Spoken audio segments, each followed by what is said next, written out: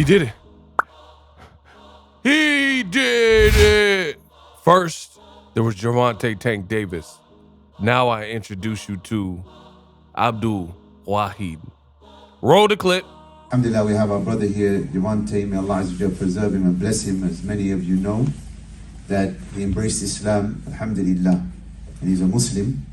And I just wanted to talk about something that's very important and beneficial.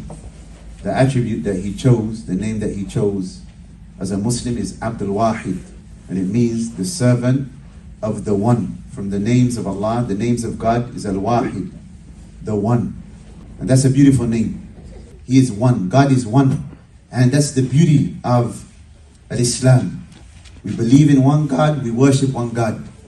The Lord of all of the prophets and the messengers, the Lord of Adam, Abraham, Moses, Jesus, Muhammad, every prophet, the Lord of all of the creation, the Lord of the heavens and the earth, and we worship him alone. Qul huwa Allahu ahad. Say he is Allah, the one. He is one. Islam, it teaches us to be the best version of who we are, to try and complete ourselves, because as Muslims, we want to complete ourselves. But also, we have to help those who are around us. And mashallah, the brother, he invested in the area that he's from. We see that that's something that we're trying to do also in Philadelphia. Why? To help others that are around us. Even you, as the youth of the community, you all have a role. You guys are the future of tomorrow. You guys are going to be the teachers. You're going to be the leaders of tomorrow. You're going to be, whether it's in sports, whatever you choose in life, you're going to be the future of tomorrow. But in order to be the leaders that you can be, you have to be prepared for it. Islam blesses us. Islam allows us to do that. And there you have it. Gervonta Davis now has a new name, his Muslim name. So now he could be referred to as Abdul Wahid, aka the servant of the one.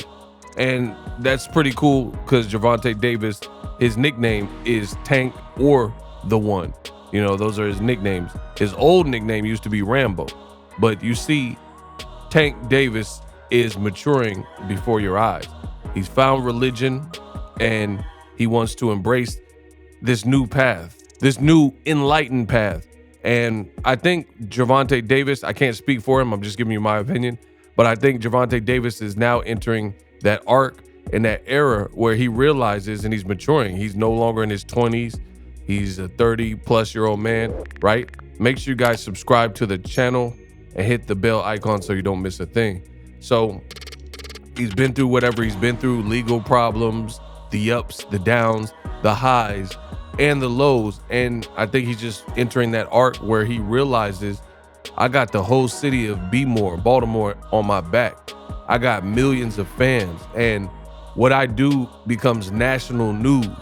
I can't move like maybe how I did beforehand, before I was famous. See, that's what a lot of people from the inner cities in the streets forget.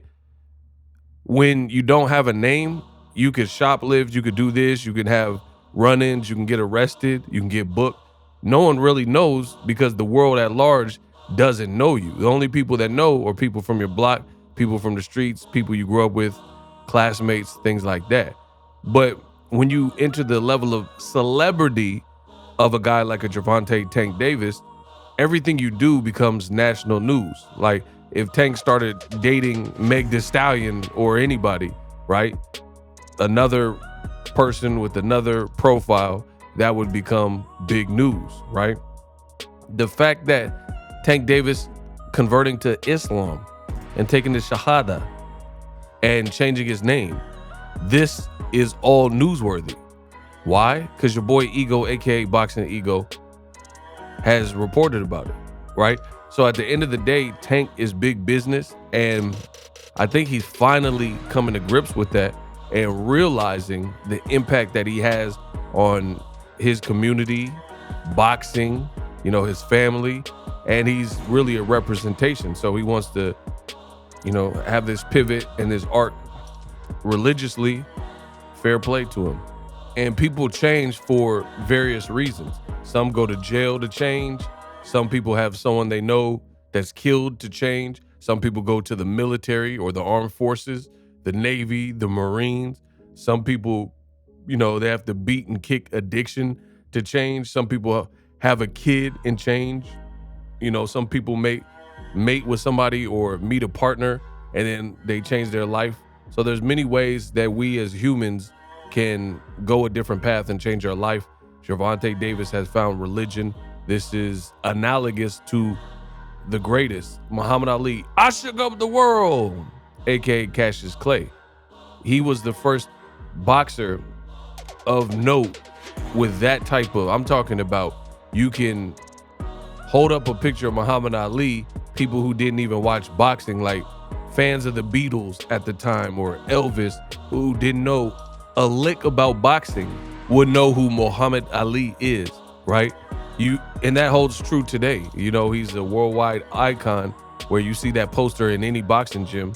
And even if it's a young kid, hopefully they know who he is. Most people, I would say, they do know who he is, right? And that's because he's defined his legacy and become a legend.